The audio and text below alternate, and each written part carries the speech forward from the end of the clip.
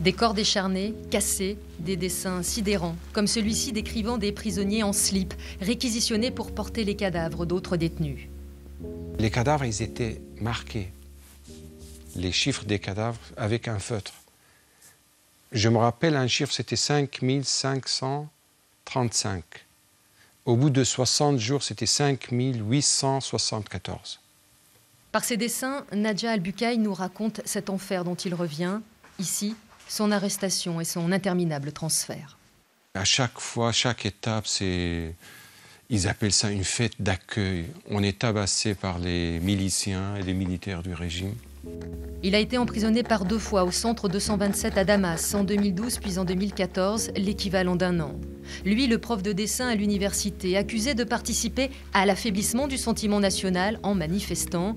J'étais du côté du peuple qui voulait sa liberté d'expression, nous dit-il.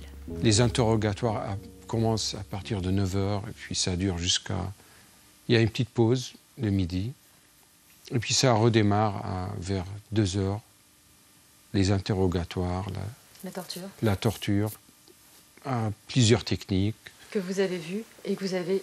Vu et subi. Sa liberté, Nadja l'a obtenue grâce à sa famille, à sa femme qui s'est démenée, entrant en contact chez un coiffeur avec des femmes d'officiers, négociant avec elles, leur donnant de l'argent.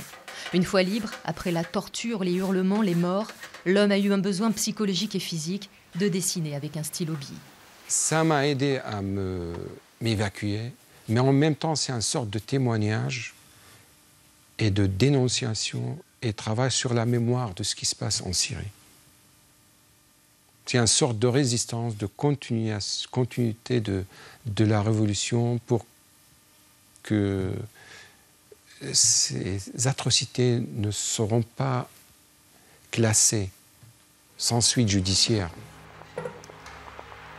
Des dessins qui deviennent gravures dans cet atelier de l'École supérieure d'art de Lorient, gravures que Nadja va exposer pour qu'elles restent dans les mémoires.